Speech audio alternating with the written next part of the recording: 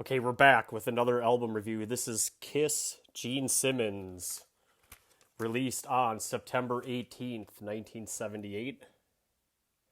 There's 11 songs. It's about 39 minutes. Produced by Sean Delaney and Gene Simmons. It's arena rock, hard rock, heavy metal, maybe pop metal, album rock. That's how you'll see it classified. Uh, just some brief context here. This is after Kiss Love Gun, after Alive 2, and there's some cracks starting to appear up in the wall with Kiss. Some of those cracks are Bob Kulick on Kiss Alive 2, playing a lot of the lead guitar parts. Phantom of the Park, or whatever the movie was they were making, whatever it's called, that didn't go so well. It was a big flop and a misstep for the band.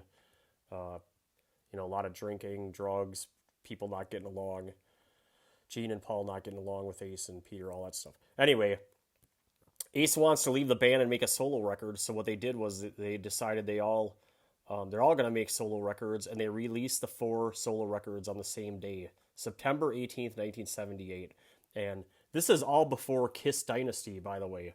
So the album cover, excuse me, by Eraldo Corrugati. It's a painting, and he did the painting for all 4 of them. And this is Gene, so you'll see that there's like a hue on Gene. The hue is sort of like a red, like a reddish orangish color, and red sort of is going to become Gene's color now, and they'll keep their colors for over the years, especially on album covers like Asylum. You'll see Gene's lips are red, I believe, and on Dynasty and stuff like that. So that's why it's important. And now this version is weird. This is a Japanese import, so what's different about it is there's nothing on the back, and that's the gatefold sleeve. It's all red text. What do you see here? This little write-up, when you buy the 97 or 96 Kiss remasters, that comes in here. Now, and this is just a black, and then, this is kind of like what one of the remasters looks like, but and the disc is a very plain, but this is a fancy disc because it's it's stamped on here. This is one of those like super CDs that can hold more data than a regular conventional CD, so it does sound really good. And I bought it. I always wanted this on CD, but I didn't have it on CD. At first, I bought the '97 remaster from iTunes Store, and that's what's on my iPod. But then a few months later, I decided I actually wanted the disc, so I got this. And I think this sounds better, so works for me. And you might have stolen it on LimeWire, or maybe or Spotify, or maybe you have the original vinyl LP from '78. Who knows? We're all different, right? We're all God's creatures. Okay. Anyway, it sounds like not like a Kiss record, but like Gene was trying to go big with orchestra, Beatles songs, background singers, and it's eclectic, which is weird because these are all branded as Kiss albums. Like it says Kiss. This is not a solo album. It's a Kiss album. And the name of the album is Kiss Gene Simmons. That's literally what it is. I mean, look at what it says here. It says Kiss Gene Simmons, okay? So, yeah, that's, it's not a Kiss record. One of the goals of Simmons was to bring the Beatles back together, and when he was unsuccessful, he did make an attempt, and I heard him talk about it in his book. But when he was unsuccessful in bringing back John Lennon and Paul McCartney and George, he hired 2 Beatles cover band singers named Mitch Weissman and Joe Pecorino of Beatlemania to sing on See You Tonight and Mr. Make Believe and Always Near You, Nowhere to Hide. So 3 of these songs really do have a Beatles feel, and that's the reason why, is because these guys do sound like John Lennon and Paul McCartney. The band for this is Gene. Gene's singing and playing guitars and bass.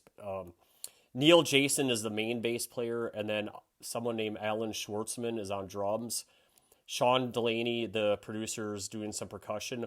And then, like I said, Gene plays some bass and guitar on some tracks, but it's probably just the backing tracks or the demos, and he gave himself credit. So all songs are by Gene Simmons, written by Gene Simmons, except where noted, which is track 6 and 11. I'll cover those when we get to them, okay? All right, let's do it. Track 1 is Radioactive. It's 3 minutes and 50 seconds. It's the lead single from the album, and that's pretty much how Kiss does it. They put their lead single as the first track.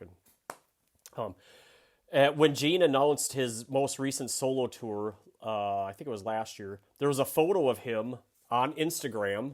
Okay, this is an Instagram post of him holding his bass, unmasked, and the song Radioactive was playing. And I remember seeing that the day he announced his solo tour, and I thought, well, that's weird. And I'm not even sure he even played Radioactive on his solo tour, but I'll go check later. But it doesn't matter. It features Bob Seger and Joe Perry. It's in the key of E major, and that's very unusual that a Gene Simmons song is in E and not E flat. But that is the trend for this album. He's not tuning stuff down a half step, and that's pretty much every song. It is every song. And so it's just an E major, 125 beats in 4/4 time. And I use Chordify.net for this, and Kiss doesn't do like key changes and stuff like that, so I didn't need to look at sheet music. It's 125 beats per minute in 4/4. It's a verse, chorus, a guitar solo, and an outro. That's the song arrangement. The intro is 1 minute and 9 seconds. It's like Gene Simmons. I think it's Gene Simmons laughing and saying "Sanctum, Sanctum," and then someone singing Hosanna. Someone named Janice Ian, she's singing Hosanna, oh Hosanna, and there's scary sounds and violins and percussion in the background. The verse is, "You're my food, you're my water, you've got to be the devil's daughter." It's 8 bars, which is how Gene Simmons writes songs. It's an 8-bar everything, basically. And occasionally to shock you, he does something that's not in 8 bars. And it is a little bit jarring. The chorus is, "She's radioactive, radioactive, she's very selective." It's an 8-bar chorus. And the guitar solo is a typical 8-bar. It runs from 2 minutes 16 seconds to 2 minutes and 32 seconds, so about 16 seconds long. And I asked Siri who was playing that. So Siri said it was Joe Perry. I don't really trust Siri. It could be Bob Seger or Joe Perry. And honestly, I think they've wrecked Siri and Google searching and ChatGPT because nothing searches right anymore, and you really got to dig if you want to find stuff to get to the bottom of it, but it's probably Joe Perry. I don't know. The outro is 5 choruses. It's just, she's radioactive. Do that 10 times, and then that's the chorus. So that's the first track. The second track is called Burning Up with Fever. It's 4 minutes and 19 seconds. It's John Shane Howell on classical guitar. And it says classical guitar. Oh, I forgot to show you this. In this Japanese version, this comes in there. This thing has like all the lyrics in English and Japanese. And it folds out in all these pages. It's got all the lyrics, and it tells you, right here, it tells you who's doing what on what song. So I went through that. And also, I forgot to tell you what's different. This one does, like, you're supposed to get a poster that folds out. I'll show you the posters when I do the other 3 solo records, but this one doesn't have the poster, so I don't have the Gene Simmons poster, but anyway. John Shane Howell on classical guitar. And it says classical guitar in the credits, but it sounds like lead guitar to me. And Donna Summer, Queen of Disco, backing vocals in the choruses with Gene. And Burning Up with Fever might be the best song on the album. It's verse, chorus, guitar solo, verse, chorus, chorus. That's how the outros are in this album. And it's an A major, 88 beats per minute in 4/4 time. The verse is, "I'm the gift and giver, not a woman mistreater." And it goes on, it's 8 bars. And the chorus is, "'Cause I'm burning up with fever, and you're the fever inside." It's 8 bars. And that's pretty much the song. There's a guitar solo. It's 6 bars. ends at the 2 minute and 20-second mark, and I'm guessing that's John Shane Howell doing the awesome guitar solo. So that's Burning Up with Fever. Probably the best song on the album, really. Track 3 on Kiss Gene Simmons is called See You Tonight. It's 2 minutes and 30 seconds. It's got the singers Mitch Weissman and Joe Pecorino of Beatlemania, and it sounds like a Beatles song, and it's the first of the 3 Beatles songs, and it's also played on Kiss MTV Unplugged CD, and I never knew what the song was until I got this album. I got this like maybe a year and a half ago, so I've had it for a while, and I've listened to it a bunch. It's in the key of D major, 120 beats per minute, See You Tonight, and it's verse, refrain, refrain, refrain. It's the weirdest song structure you'll ever see. And it is written like a Beatles song, but it doesn't have the structure of a Beatles song, but it does sound like a Beatles song. And the verse is, it goes, I know it's around, I don't have any doubts about the fact. And then it's 14 bar verse, which is weird because the Beatles make their verses weird, weird measures like that, weird phrases, 14 bars. And then the refrain is, I'll see you tonight outside, see you tonight outside. It's 4 bars refrain, and they kind of they just play that a bunch at the end of the song, and that's See You Tonight. And if you just close your eyes and listen to it, and you didn't know that it was Mitch Weissman and Joe Pecorino, you would think that it is a Beatles song. Like, you would think it was the Beatles singing on it. I mean, I do. It fooled me. And, you know, when you listen to the version that's on Kiss on MTV Unplugged, it's like, it doesn't sound as Beatles-ish because you got Paul Stanley and Eric Singer singing in the background. So that's the main difference. Track 4 is Track 4 is Tunnel of Love, 3 minutes and 49 seconds. Guitars by Joe Perry from Aerosmith, Jeff Skunk Baxter from Doobie Brothers, and Richie Rano from Stars. Donna Summer on vocals, and this is the obligatory Gene Simmons is the Devil song for this album.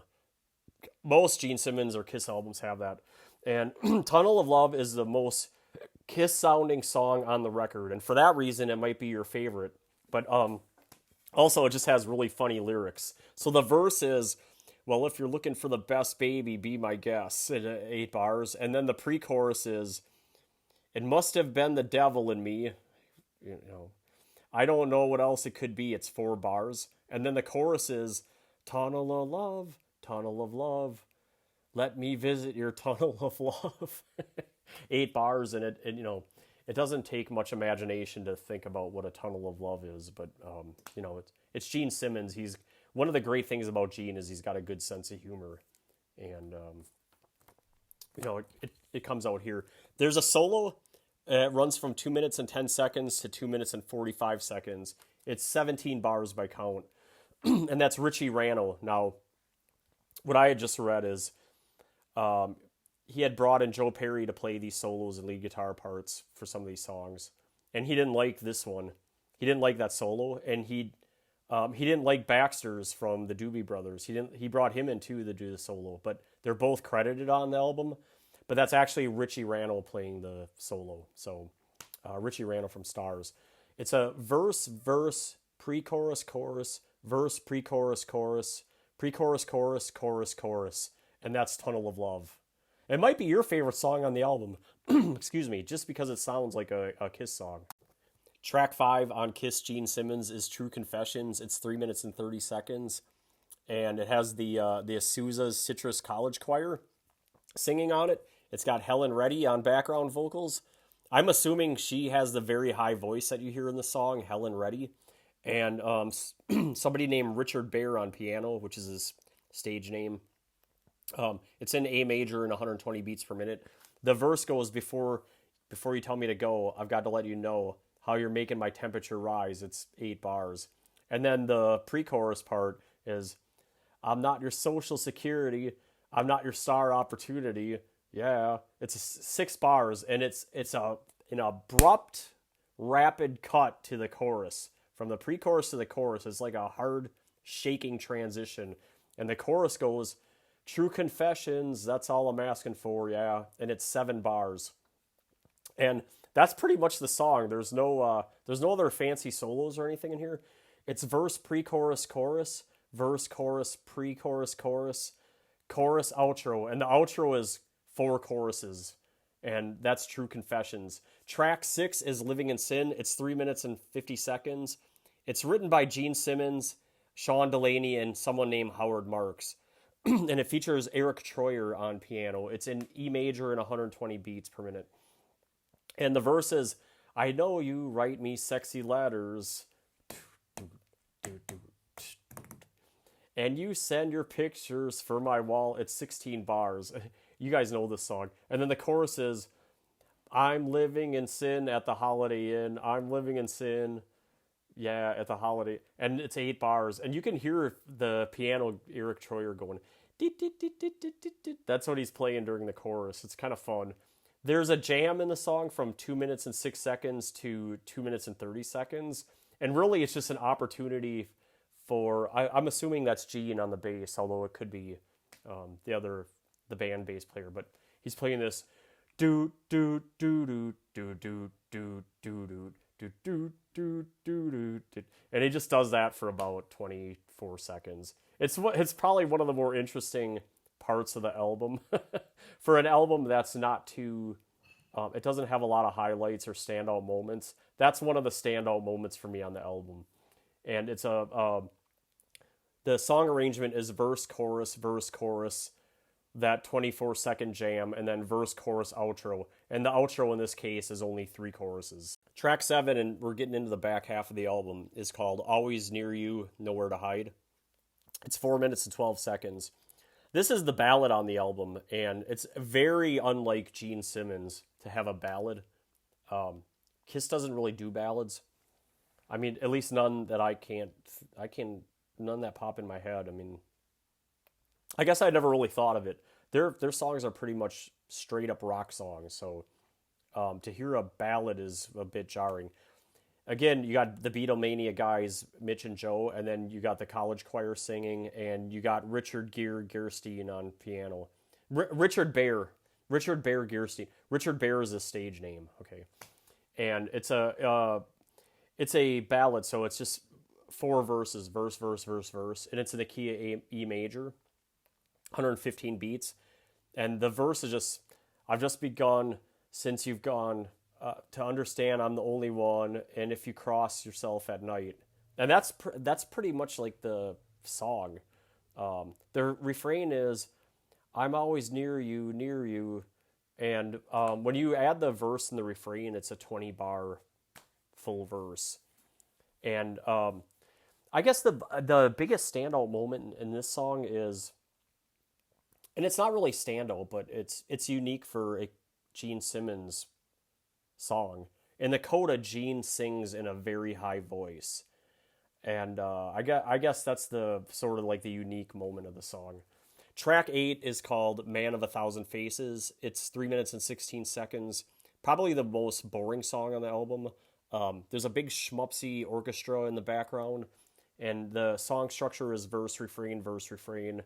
There's an orchestra bridge in the middle, and then verse, refrain, outro. It's in A major, 107 beats per minute. It's a little bit slower tempo for Gene. The verse is, I walk the streets by day and never know quite what to say. It's 6 bars. And then the refrain is, man of a thousand faces. He just keeps singing that over and over. It's 8 bars. And then there's this 8-bar orchestra schmupsy bridge in the middle of it. And that's pretty much the song. I'm a man of a thousand faces. Da da da. Da da da da da da. Da da da. I mean, it's just kind of like a... I don't want to say he was mailing it in, but it's not his most interesting song. Track 9 is Mr. Make-Believe. It's 4 minutes flat. You bring back the Beatlemania guys again, Weissman and Pecorino, and it's a verse, chorus, chorus, verse, chorus. Another orchestra bridge, verse, chorus, chorus, chorus, chorus. And it's in the key of A major, 120 beats. And the verse, this time I'll try to get it right. Just give me one more chance tonight. Oh yeah, 16 bars. By the way, this is the final Beatles song, Beatles-ish song on the record. And it's, I like these. I mean, they just work. I mean, they work certainly better than Man of a Thousand Faces. The chorus is Mr. Make Believe, Mr. Make Believe, let me live inside you, please. It's 16 bars. And then there's the another orchestra bridge in this song too, but shorter at only 8 bars. But this it's a better song than Man of a Thousand Faces. Track 10 is See You in Your Dreams. It's 2 minutes and 48 seconds. This song sounds much more improved compared to the Rock and Roll Over version. And I covered it in the Rock and Roll Over album review, but I didn't get deep into the details of why. But let me just say this about it. This version that you hear on this record benefits from the tempo change. It's a little bit slower. The background singers and the higher key that is, it's much higher key, and it isn't tuned down a half step. So it just feels brighter and happier and more natural. And instead of Ace, you've got Rick Nielsen from Cheap Trick on guitar, and then Michael DeBar's on backing vocals, who's an actor, but he also sang in the Power Station. It's in D major, which is way up from A flat, and a little bit slower tempo at 136. The verse is, the party's over, you're in the corner, you're all alone for the night, and it's 9 bars, and it's exactly 9 bars on Rock and Roll Over. So that hasn't changed. And the chorus is, see you, feel you in your dreams tonight. That's 8 bars, and it's also 8 bars on Rock and Roll Over. So that hasn't changed. And then there's a guitar solo, and it runs from 121 to 1 minute and 40 seconds. And Rick Nielsen's playing that guitar solo. And it sounds similar to what Ace is playing, but I think the difference is, on the Rock and Roll Over record, it's about 9 bars, and they give Rick 11 bars. So he gets he gets like 8 extra beats to do his thing. And it works. It's a better version of the song, and I played them back to back, so it's not a lot better. It's not like, oh yeah, this version is awesome and the Rock and Roll Over version is crap. It's not that, but the background singers, the girls singing is cool, and it's different from hearing. I'm guessing that's Peter and Ace and Paul singing, but much better here. Verse, chorus, verse, verse, chorus, guitar solo, verse, outro. And the outro on this song is 4 choruses. And that's See You in Your Dreams. Track 11, and then we'll wrap this up, is track 11 is the final song, When You Wish Upon a Star. It's 2 minutes and 44 seconds. It is written originally by Ned Washington and Lee Hairline. It's almost 100 years old. And it's written, it goes back to the 1930s. And this is the Pinocchio song. The original performance is by Cliff Edwards, and the version here is a big schmupsy orchestra version and Gene singing, and it's a skip. I mean, just skip. I know why Gene did it. He grew up a Disney fan, and growing up in America, and I think he's Jewish Hungarian descent or something. I can't remember, but he didn't. I think what he said was, when he moved to America, he didn't know a lick of English. So, but he knew this song, and so he wanted to pay back for, helping him learn English, and just a big payback to Disney. And that was the idea. It's an F major. It's 77 beats. When you wish upon a star, makes no difference who you are. Anything your heart desires will come to you. It's Gene It's Simmons singing this song that was in Pinocchio. And I was reading about, how in Pinocchio it's in the beginning credits and it's in the end credits, and they sort of have woven it into the movie at different parts. So everybody knows the song. If you don't know the song, you must live under a rock or something. Anyway, it's a skip. I understand why he included it here, but it didn't need to be included here. It could have been a B-side on Radioactive or something. All right, anyway, let's get to the big summary, shall we? Kiss Gene Simmons. It sold a lot. It sold 1 million, mostly in America, Canada, and Japan. It reached number 86. No, that's not right. I said that wrong. In 1978, it's the number 86 best-selling record. And let's see, at 1 million, so think about 1 million sales. If this were counted as a Kiss record, which it should be because it says Kiss right on it. This would be just outside of the top 10 of Kiss records. Lick It Up and Double Platinum also did about 1 million. So this sold really well. Now the other 3 records will, they're varying quality. But this one's kind of in the middle for how they fit. And allmusic.com gave it a 3.5. Greg Prato is their Kiss writer. He said unpredictable yet untimely release. I guess he probably didn't love it. Rolling Stone gave it a 2.5, and they said, quote, Gene made the best overall album, dribbling blood all over the record company logo, which is the okay, and then on the label, and then croaking the Disney ballad When You Wish Upon a Star, unquote. And they said it's the best overall album of the 4 solo albums. I don't think so.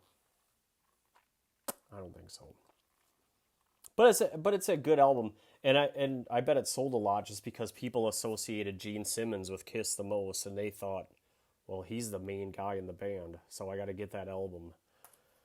But it's not the best one, and I'll do the other ones later, and I'll let you know. Okay, anyway, seems like he missed the mark just a smidge. It's a good effort.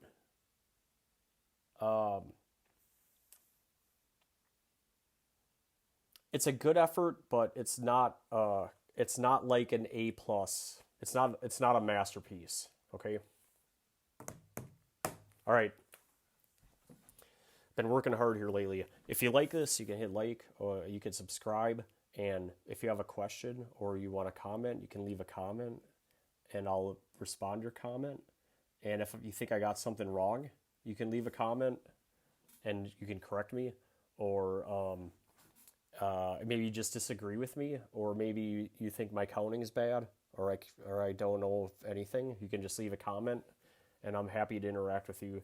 Next up on the channel is Genesis Foxtrot, and I'll start working on that tonight. And then after that, I'll do Kiss's Ace Frehley. I'm out.